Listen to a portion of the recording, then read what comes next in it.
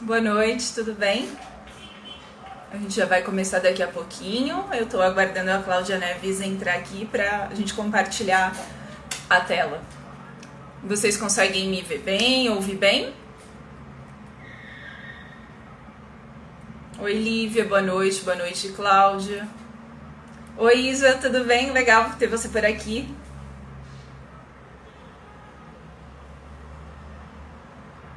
Oi, Esther, tudo bem? Boa noite.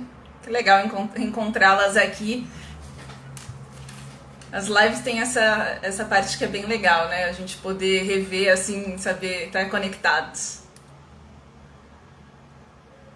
A gente vai hoje conversar sobre um escritor angolano, o Ondiaki, com a Cláudia Neves, que fez um estudo sobre a trilogia dos anos 80. Ela está entrando. Ela pediu aqui. E aí, tá, já apertei aqui, vamos aguardar um pouquinho só.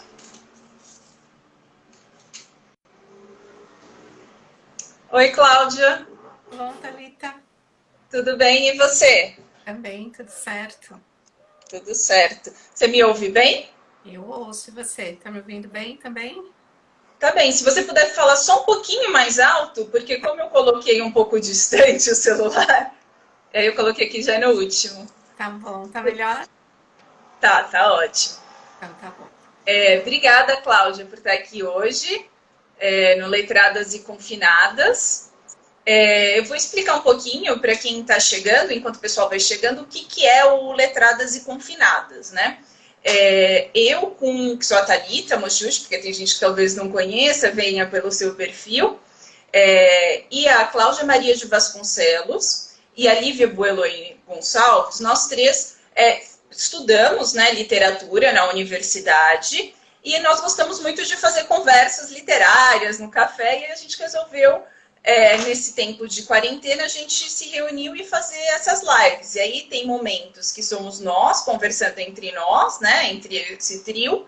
E aí também agora a gente percebeu um pouco uma vocação do Letradas e Confinadas, que é a gente trazer pessoas que fizeram esses estudos literários das obras na academia para compartilhar com o público em geral sobre os livros, uma maneira da gente incentivar a leitura e também de divulgar as pesquisas na área de literatura. Então a gente está muito contente de estar aqui hoje com a gente, né? Porque eu também falo, a Cláudia e a Lívia estão presentes aqui nos comentários, por você ter aceito o nosso convite para a gente poder conversar hoje, então, sobre a sua pesquisa, que foi sobre o Ondiaki, que é um escritor angolano, né, contemporâneo, e a gente vai falar especificamente da trilogia dos anos 80. E aí, deixa eu só, então, apresentar agora formalmente, né, a Cláudia. A Cláudia Carvalho Neves, ela é editora de livros didáticos, e ela é mestra em estudos comparados de literaturas de língua portuguesa na FEFELESTE USP. A Cláudia, como eu já comentei, pesquisou a relação entre infância, ficção e memória na obra de Ondiaki, mais especificamente na trilogia dos anos 80. Então, Cláudia, boa noite, obrigada. Imagina, obrigada a vocês pelo convite. Legal. A trilogia, deixa eu só então contar para o pessoal o que é essa trilogia do Ondiaki. A trilogia, ela é composta por 3 livros, pelo romance Bom Dia, Camaradas, que foi publicado em 2006, pelo livro de contos Os da Minha Rua, que foi publicado em 2007, e pelo romance Avó 19, é 19 mesmo, e a gente vai explicar por quê depois. Avó 19 e o Segredo Soviético, que é de 2009. Nessas obras, o escritor Ondiaki, ele vai abordar a infância nos anos 80 em Luanda, que é a capital de Angola. E ele vai partir da experiência própria, né, da experiência individual dele. Então ele vai usar a matéria-prima dele é a memória dessa infância dos anos 80 em Luanda. Só que essa memória, a Cláudia vai explicar um pouquinho pra gente, especificamente no Avó 19, essa memória ela não é só a matéria-prima, mas ela também faz parte da temática, né, em torno do tema central. Então a gente vai conhecer um pouquinho hoje sobre o Ondiaki com a Cláudia Neves. Eu acho que como eu comentei que a ideia então é dos estudos, né, como divulgar um pouco esses estudos literários, eu gostaria que a gente começasse, que você compartilhasse com a gente a sua motivação para estudar um autor contemporâneo de língua portuguesa, né, que escreve, que vive não, né, não sei se ainda vive, mas que tem a história que se passa em Angola. Uhum. Então, como você contou, eu sou editora de livros didáticos. E em 2003 foi promulgada a Lei 10.639, né, que tornava obrigatório na rede de ensino, o estudo de história e cultura afro-brasileira. Depois teve uma ampliação dessa lei, acho que em 2008, para o estudo dos povos indígenas. E quando essa lei foi promulgada, na época, isso era uma novidade para a gente. E aí, né, para a gente que trabalhava com material didático, e eu fiquei pensando, nossa, eu preciso estudar um pouco sobre esse assunto, né, para poder aplicar isso no meu trabalho, ajudar os autores, enfim, a trabalharem com essa temática nos livros. E aí eu voltei para a universidade para estudar um pouquinho, fiz uns cursos de especialização no Centro de Estudos Africanos, na USP, sobre história e cultura africana, e fui estudar as literaturas africanas de língua portuguesa também. E aí você começa a ler e entrar em contato com diversos autores africanos de língua portuguesa. E aí você se encanta, né? Você fica apaixonada. As literaturas africanas, elas são apaixonantes. E aí você vai lendo um autor puxa outro, e entre esses autores eu li os textos do Ondiak.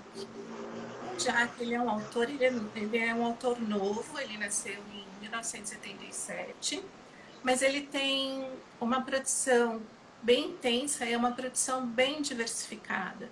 Então ele tem livros de contos, de poesia, tem livro infantil, tem romance.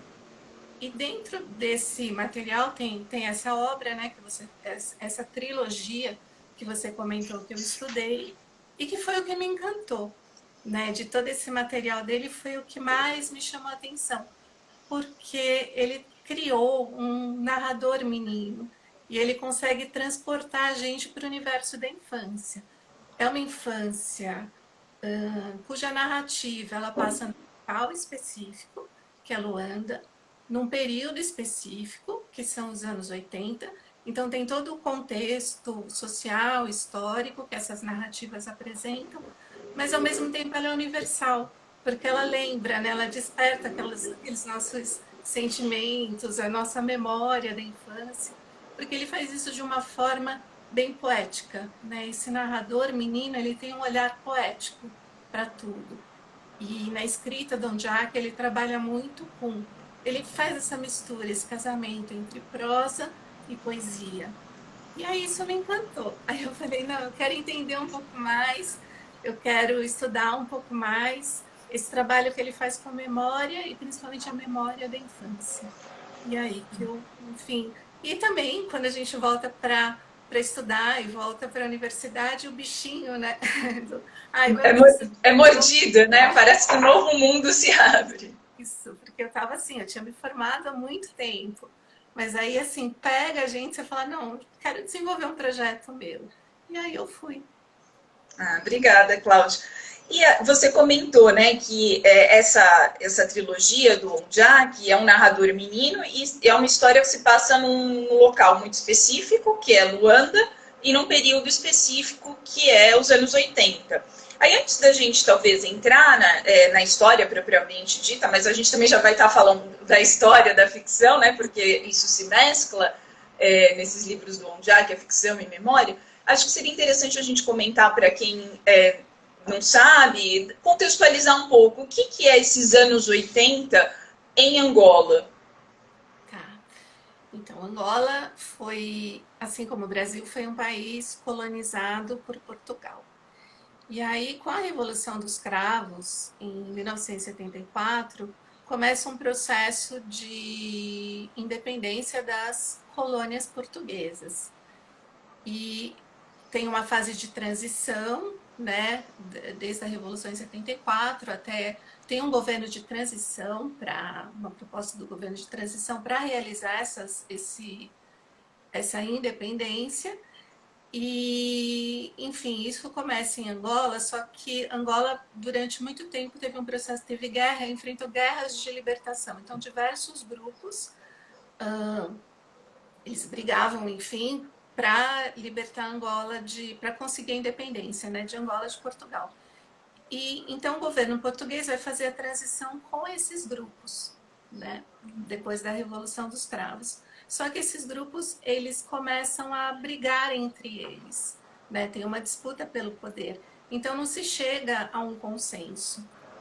E aí, enfim, Portugal, os grupos tinham estabelecido uma data de independência, que seria em novembro de 1975, e na realidade os grupos não conseguem chegar a um consenso. Portugal também então se afasta, entrega a independência simbolicamente o país para o povo e se afasta. E aí tem uma situação assim que é peculiar, porque então os dois grupos em lugares diferentes declaram a independência do país. Um deles é o MPLA, que tinha um domínio maior em Angola, e em um outro local os outros dois grupos, com outra pessoa, declaram o país independente. Então aí a gente tem a independência de Portugal, mas aí tem o início de uma disputa entre esses grupos pelo poder, né, para quem vai governar Portugal. Só que essa disputa que começa logo após, nesse processo de independência, ela se estende até os anos 2000. Então, esse contexto dos anos 80, ele é um contexto de pós-independência. Então, assim, é o início de uma nação independente, mas que já enfrenta conflitos internos pelo poder. Né? Uma divisão, né, entre poderes, entre os povos, né? Entre esses grupos e que se transformaram em grupos políticos, e é um conflito armado, né? Com muita violência, enfim, com tudo. Então esse é o ambiente em que as histórias desses livros do Ondiak, elas são narradas, porque, como eu disse, o Ondiak nasceu em 1977. Então, quando ele nasce, ele já nasce num país independente, mas bem no comecinho. Bem no começo, né? Então, a infância dele retrata esses primeiros anos pós-independência, né, da construção dessa nova nação, desse país. E ele cresceu em Luanda, e ele era de qual classe social? Como é que ele... Porque ele ele não é um garoto que vive na região mais vulnerável de Luanda, né? Não, Em relação à biografia do Ondiak mesmo. Ele não é. E isso são informações que a gente vai lendo nessas obras. Então, a mãe era professora, o pai trabalhava em algum ministério do governo, então estava próximo, né, ao governo. Então, ele era uma criança que ele ia de carro para a escola, ou a mãe levava de carro, ou às vezes até um funcionário do ministério, pelo menos é isso que ele narra nas histórias. Camaradas, numa das histórias. Então vinha até a casa e dava uma carona para ele, levava até a escola. Então, assim, tem um personagem que é um dos personagens principais do primeiro romance, que é o Bom Dia Camaradas, que é o camarada Antônio, que é o empregado da casa. Então, assim, aí a gente vai sentindo um pouquinho, né, como que era esse ambiente em que ele vivia. Claro, dentro de um ambiente de Luanda que enfrentava essa guerra, esse conflito armado, que tinha racionamento de alimentos, enfim, que ele vai apresentando nos livros dele. Né? E, Cláudia, a Lívia tá lembrando aqui, que acho que é um dado curioso da gente, enquanto a gente está fazendo essa apresentação do contexto, da obra, do contexto, né, em que o Jack escreve e da apresentação dele, é que tem um dado interessante, que é Ondiak não é o nome dele, né? Isso, Ondiak é o nome literário dele, significa guerreiro em Ubundu, e o nome dele é Ndalo de Almeida, é Ndalu. Mudá-lo de Almeida, mas Ondiaque é o nome literário. E aí, quando ele começou a escrever, ele colocou esse nome que significa guerreiro numa língua Línguas de Angola, é. nativa, né? Isso. Legal. E eu acho que talvez uma coisa que talvez antes da gente entrar especificamente na obra fosse interessante também, porque isso vai passar depois quando a gente começar a falar do enredo, né, das três obras, do contexto de Angola, é que essa disputa, né, por poder no contexto de pós-independência também está relacionado num contexto maior, né, no mundo, à Guerra Fria, né, a divisão entre o mundo capitalista e o mundo socialista. Tanto que essa infância que ele vai tratar, e isso aparece, né, essa divisão do mundo, no próprio título da obra, né, que é A Avó 19 e o Segredo do Soviético. Eu acho que talvez assim, a gente possa só dizer, já anunciar, né, em relação a esse contexto, você pode contar um pouquinho, que nos anos 80 era muito comum, então, por conta do alinhamento de Angola com a União Soviética, da presença dos soviéticos no território angolano e também de cubanos, né? Sim, eles, nesse período pós-independência, eles estavam alinhados com a União Soviética, então, soldados soviéticos, militares soviéticos, muitos militares e profissionais cubanos vieram para trabalhar, ajudar, enfim, nessa nova organização do país. Isso está muito presente nessas obras. Então, ele fala tanto no Bom Dia, Camaradas, como nos Da Minha Rua, ele fala bastante dos professores cubanos. Então, eles tinham aulas com professores cubanos. Eles falam da presença dos soldados soviéticos no país.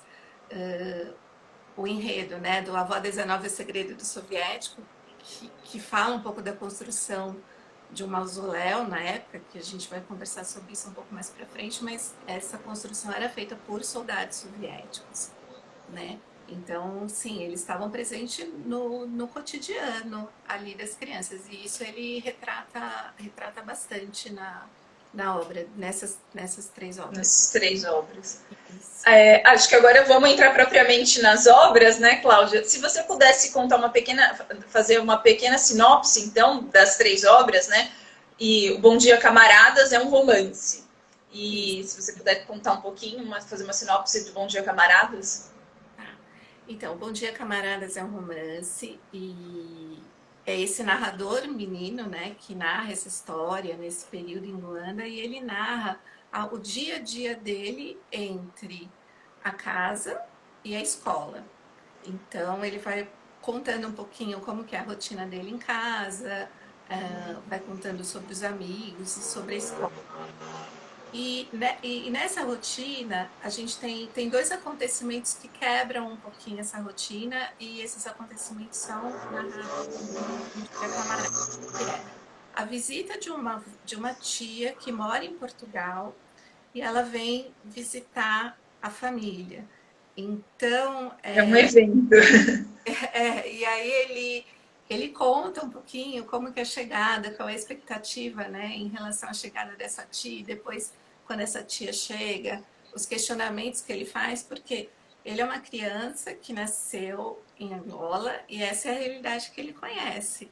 E aí vem uma tia de um outro país, então tem uma série de questionamentos. E aí ele pergunta, então, por exemplo, as crianças, né, ele tem duas irmãs, então a tia pergunta o que eles querem que ela leve para eles, e ele fica espantado com a quantidade de coisas que ela traz. Então ele pergunta: nossa, mas você tem cartão de abastecimento para comprar tudo isso? Porque tinha um racionamento, né, de produtos em Luanda, então você podia comprar uma determinada quantidade de alimentos e de tudo mais. Então ela fala: não, mas lá a gente não precisa disso. Então às vezes ele até duvida do que a tia conta, mas ele está questionando e ele procura tentar entender uma realidade que não é uma realidade que ele conhece, porque ele só conhece aquela realidade de Angola, de Luanda especificamente, né? Isso. Então é muito interessante, né? Os questionamentos que ele faz e ele vai apresentando, né, um pouco de como, né, de como era esse momento, né, em Luanda, enfim. E um outro, então essa é uma narrativa e uma outra narrativa é que na época as crianças, né, das escolas em Luanda circulava entre elas uma lenda que é do Caixão Vazio, que era um grupo de bandidos que atacava as escolas. Então, assim, isso é muito, né? É uma lenda urbana e faz todo sentido. E existiu de verdade, assim, existiu de verdade a lenda. Essa lenda urbana, ela circulava realmente nos anos 80 em Luanda.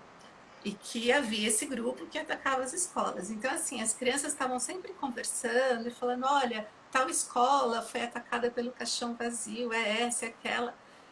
Só que é sempre assim, como toda lenda urbana, né? Nunca ninguém conversa com alguém que viveu ou que observou aquilo. É sempre uma história, alguém que conhece alguém contou que viu, né? Então é um pouco nesse sentido.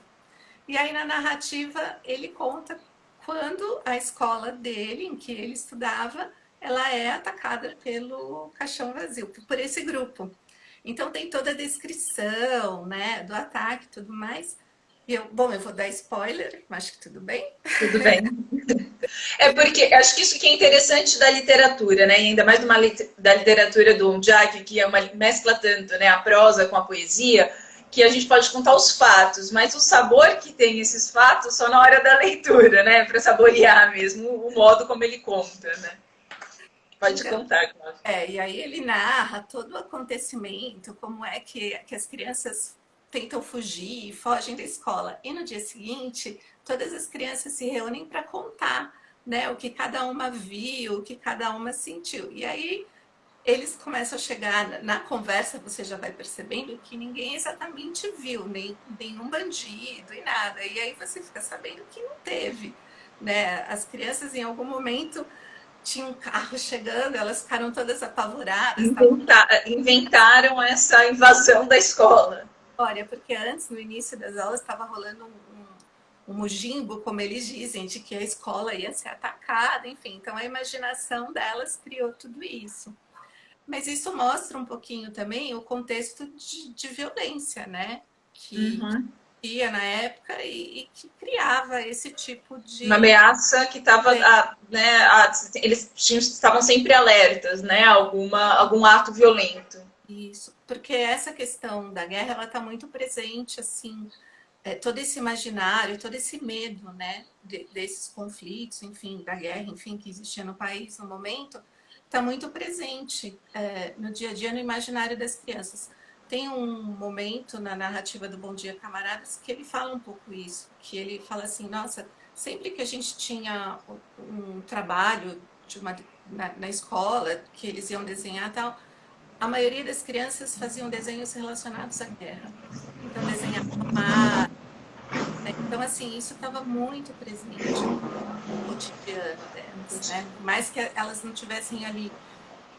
E tinha, né, toda a presença dos soldados, do MP lá nas ruas. Então, isso estava muito presente e gerava muito medo. Então, isso, ele conta sobre isso, né? Isso está nas narrativas dele. Nas narrativas.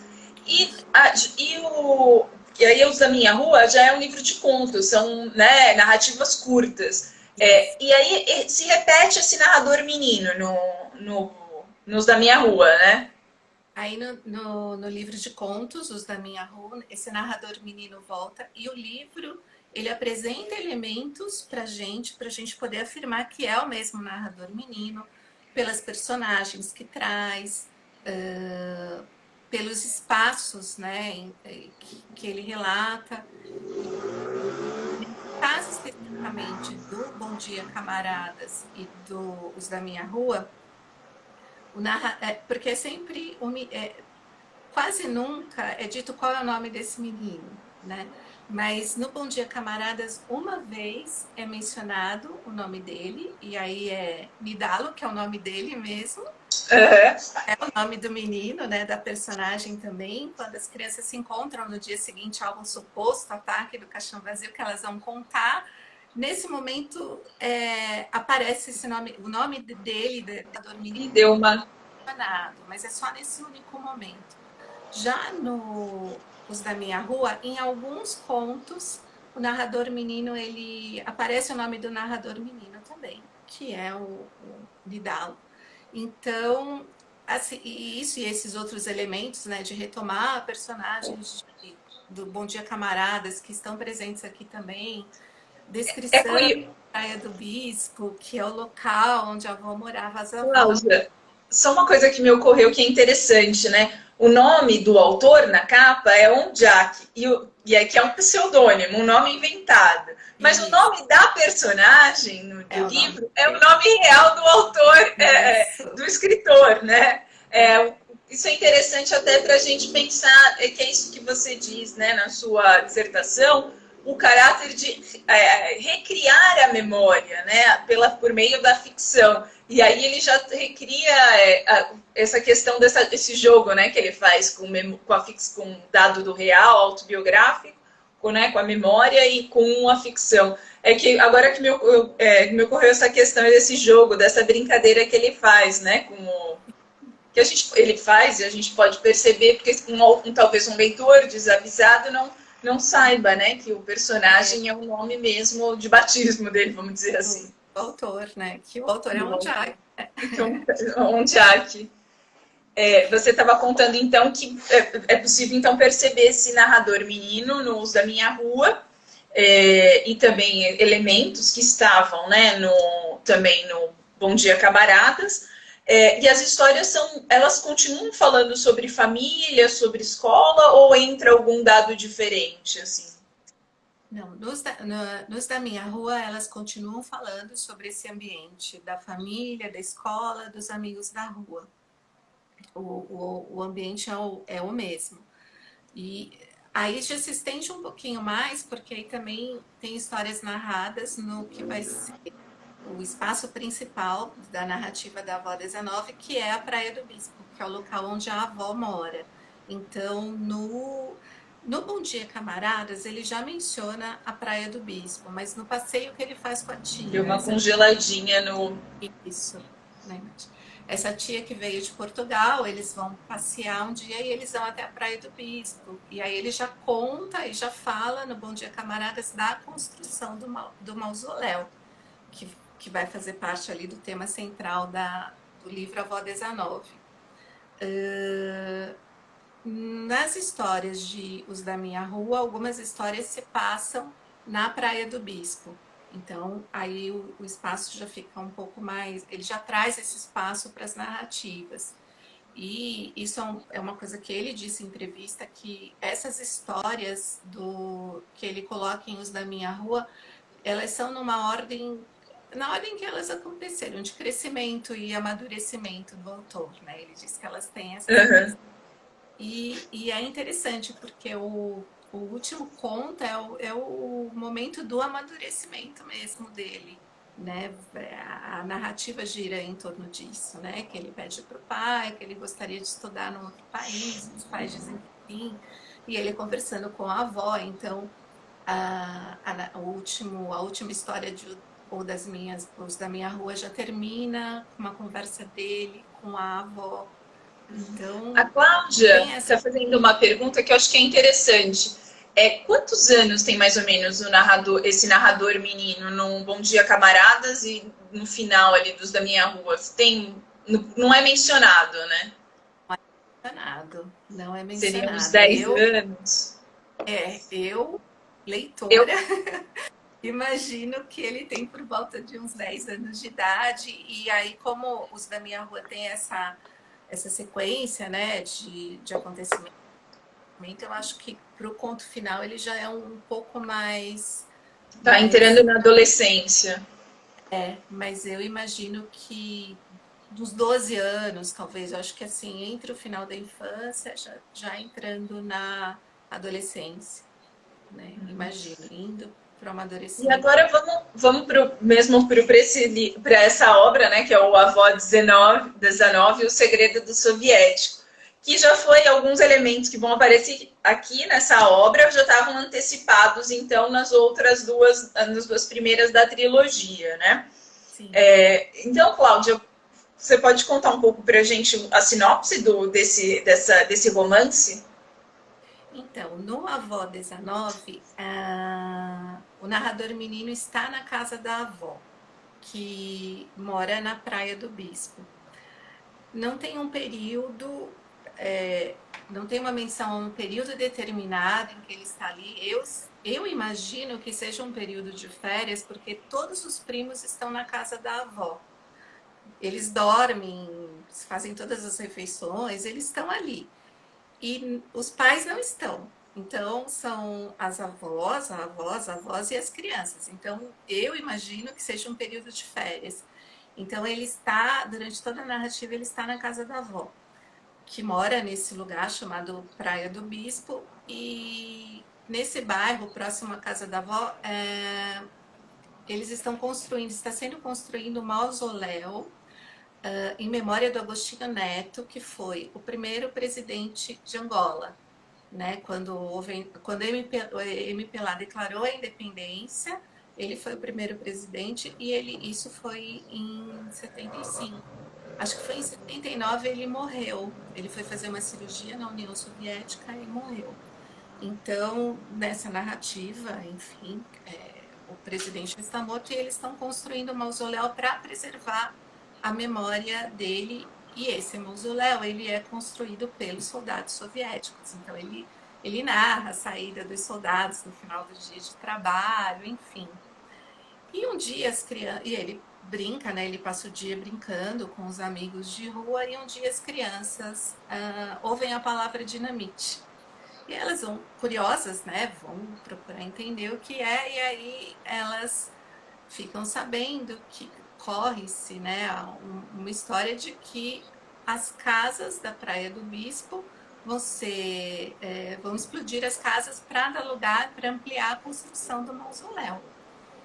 Aí elas ficam indignadas, todos os adultos estão preocupados com isso, e aí elas se reúnem, na realidade as crianças são 3 crianças, é um narrador e 2 amigos, e eles decidem que, para que isso não aconteça, eles vão explodir o mausoléu. Então eles elaboram um plano para usar essa dinamite que ia ser usada para explodir as casas, e eles vão explodir o mausoléu, 3 crianças, com essa dinamite.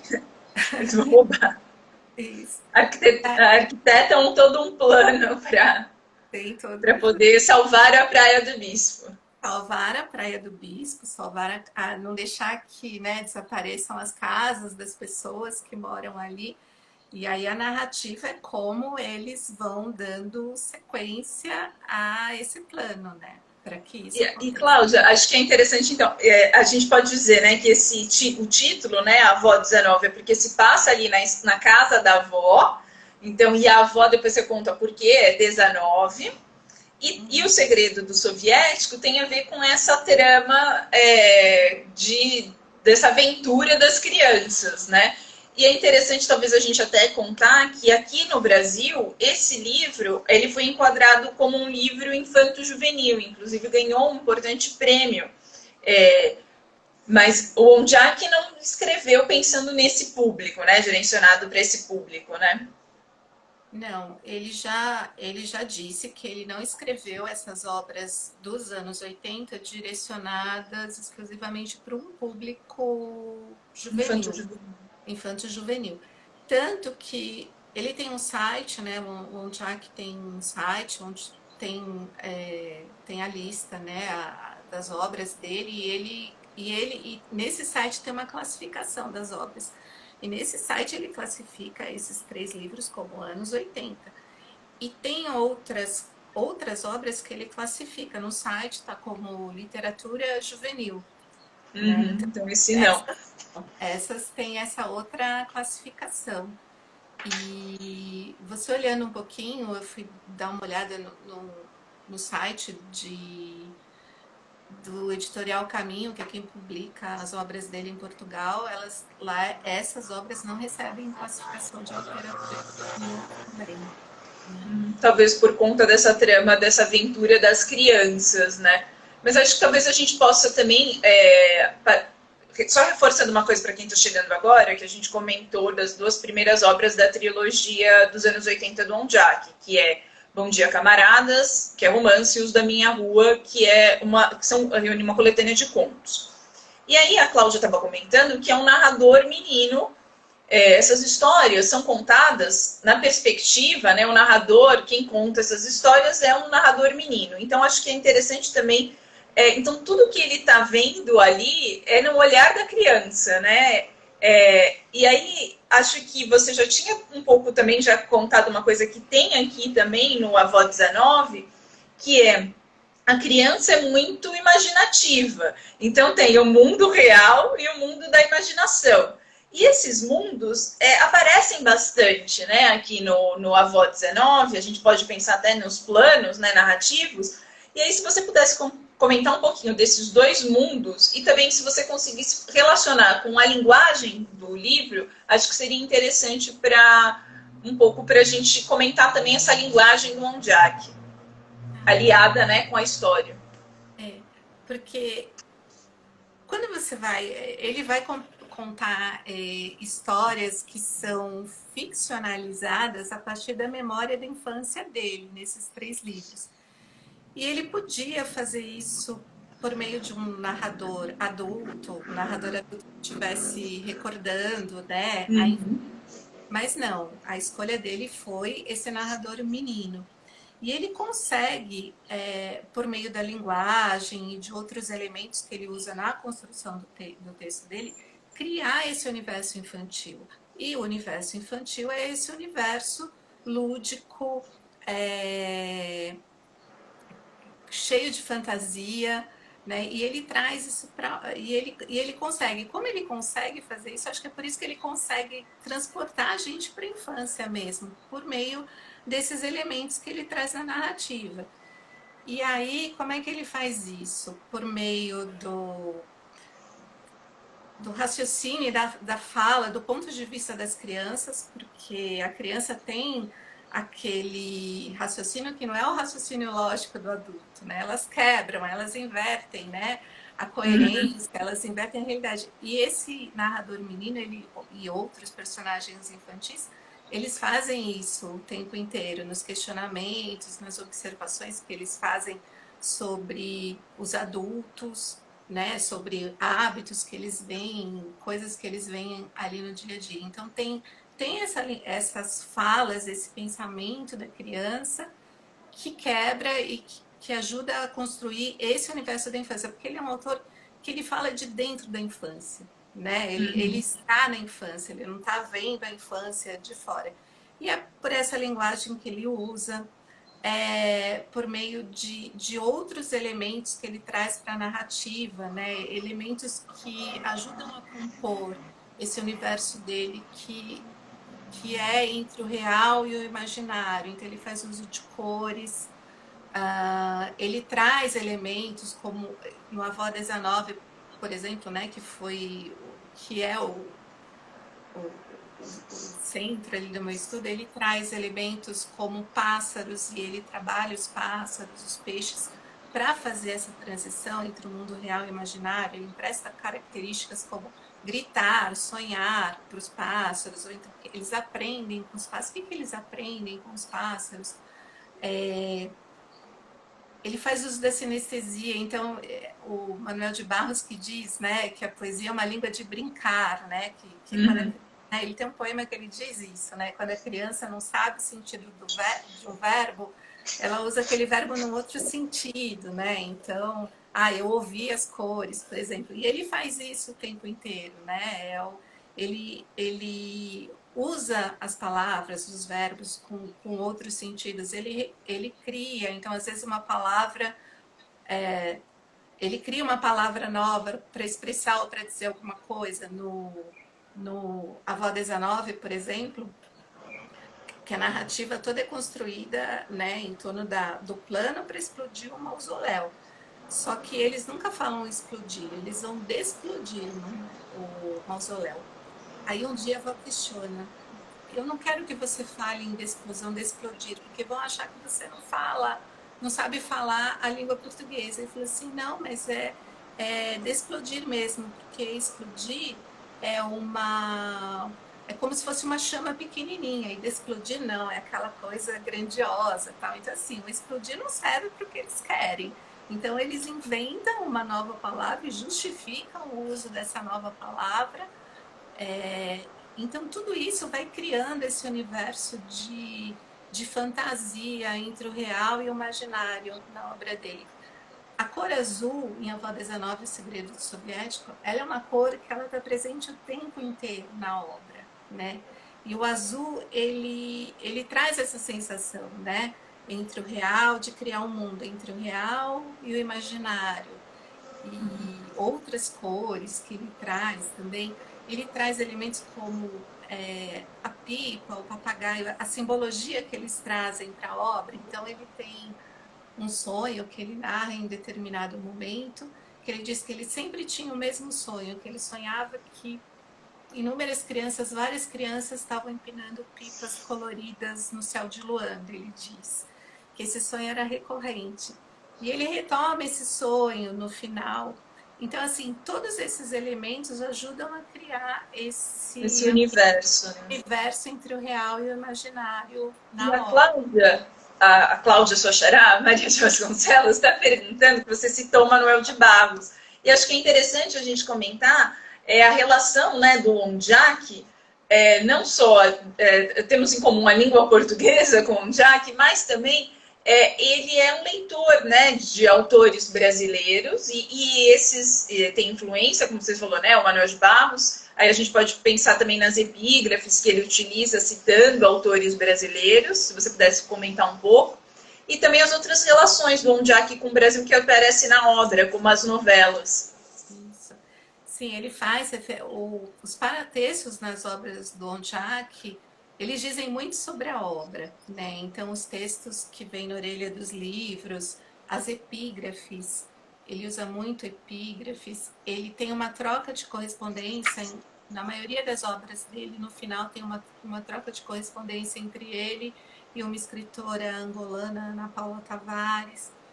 Ele menciona, tem até estudos que trabalham um pouco, aí mais na poesia, mas a semelhança, a intertextualidade entre a obra poética dele e do Manuel de Barros, e ele vai trazendo. E ele tem um trabalho, e isso é uma coisa que eu tentei demonstrar um pouquinho no estudo que eu fiz,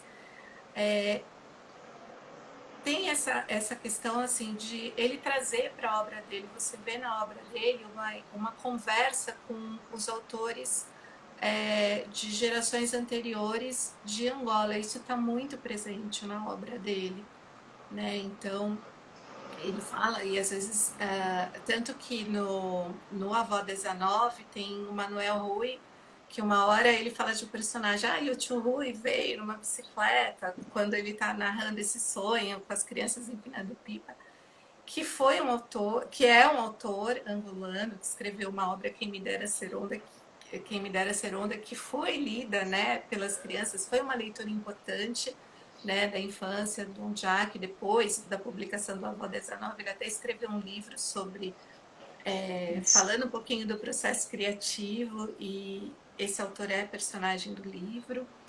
Então isso está presente o tempo inteiro. Então tem esse diálogo, assim como na obra nessa obra ele mostra muito a importância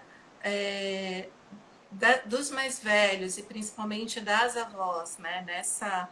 Dessa constituição da identidade, da memória dele. Ele faz isso com os autores também. Os autores Essa herança literária, né, Cláudia? Isso também. E acho que é interessante. Antes da gente entrar falar um pouco da herança e da memória coletiva, só a Luciana fez um comentário que ela falou que ela gosta muito quando o Ondiak fala das personagens do Lima Duarte. Porque, acho que é legal, se você puder contar, essa questão das menções às novelas brasileiras nas narrativas, né? Porque as novelas brasileiras, elas eram muito assistidas, vistas em Angola. E ele conta em diversos Os da Minha Rua ele faz isso, em diversos momentos ele conta, né? Olha, então a gente se reunia na casa do Sr. Tuales para assistir os últimos capítulos do Rock Santeiro. Então ele faz referências ao Dorico Paraguaçu. As novelas estavam muito presentes, né, no cotidiano. Tem um conto dele em Os da Minha Rua, que ele vai visitar com a tia a casa de alguém e pela primeira vez ele vê uma televisão colorida, em cores. E aí ele sai de lá falando, nossa, como essas pessoas devem ser felizes, né? Porque elas podem ver, aí ele lista uma série de programas que elas podem assistir, né? Numa TV colorida. E o primeiro da lista é uma novela brasileira. Então, a novela tem um mercado em Luanda que acho que é o maior mercado da cidade, ou o mais importante, alguma coisa assim, que chama Rock Santeiro. Então... Também a influência da novela.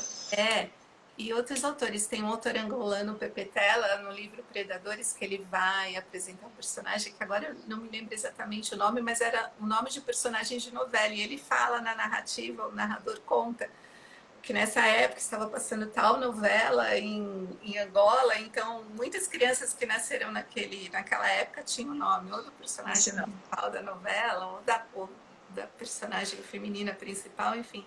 Então isso fazia parte. E ele traz, no Avó 19, ele traz uma epígrafe da Clarice Lispector. Posso ler? Pode. E é muito linda. Então é assim, é do livro da Clarice, Uma Aprendizagem ou o Livro dos Prazeres. Então, azul, porque o crepúsculo mais tarde talvez fosse azul. Faz de conta que fiava com fios de ouro as sensações. Faz de conta que a infância era hoje prateada de brinquedos. Então, assim, ele traz esse texto da Clarice que já nos conta um pouquinho qual vai ser esse universo trabalhado na obra, no livro, né? Que é o mundo da criança, que é o mundo do brinquedo, que é o mundo do faz de conta, né? E o próprio modo verbal, né? Como a Clarice, né? Que ele traz desse trecho da Clarice. Faz de conta que a infância era parece um convite, né? Olha, agora você vai embarcar, não faz de conta, você também.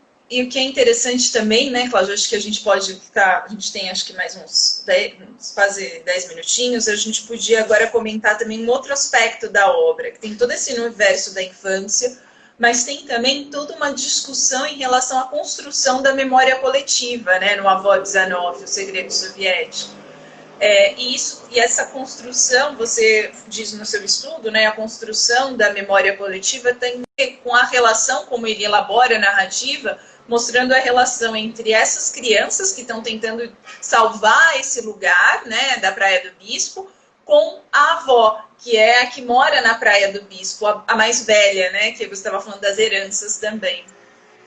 Isso, porque na realidade, assim, ele usa, como você disse no começo, ele usa a memória da infância como matéria-prima para construir essas narrativas. Só que em Avó 19, a memória, ela não é só usada como matéria-prima, ela é o tema central da obra, porque essa questão do mausoléu, de você ter que tirar os moradores dali, as casas dali, para dar lugar para esse monumento, né, que quer impor, que é o símbolo de uma história oficial do país que está sendo construída, mostra o conflito entre a memória dessas pessoas, na minha leitura, né, entre a memória dessas pessoas que moravam ali, né, a memória coletiva dos moradores da Praia do Bispo, e a memória oficial que está sendo imposta, que está sendo narrada, né, e o que eu tento estudar um pouquinho assim, que a nossa memória é uma memória assim, ela é seletiva, né? E ela é feita, ela é construída não só do que a gente viveu, mas também de pontos de referência que estão fora da gente, que são pessoas, que são espaço, enfim. E por conta disso, essa nossa memória, que ela é individual, ela também é a memória de um grupo, do qual a gente faz parte, né? Porque também ela é construída por aquilo que a gente não viveu, mas por aquilo que a gente ouviu ou que nos foi contado. Foi transmitido, né? Que esse é um pouquinho o papel das avós, né? As avós, ao trazer as histórias, contar e trazer histórias das famílias ou histórias vividas, elas estão trazendo um pouquinho dessa memória, dessa vivência delas para construir a identidade e a memória dessa criança, né? E eu, no Avó 19 e o Segredo Soviético, eu acho que ele busca, né, tem essa construção da identidade dele, mas ele está convivendo ali com os mais velhos, tem a construção dessa memória coletiva desses moradores, que é muito eles são na obra, eu acho que muito representantes da tradição de uma memória oral, né? E que isso tudo pode ser destruído quando as casas forem, né, não existirem mais, tiverem que sair dali para dar lugar para o mausoléu e as pessoas se espalham, enfim, e perde um pouco isso. Então, é essa questão, é esse conflito entre a memória, né? Porque a memória, existem várias memórias.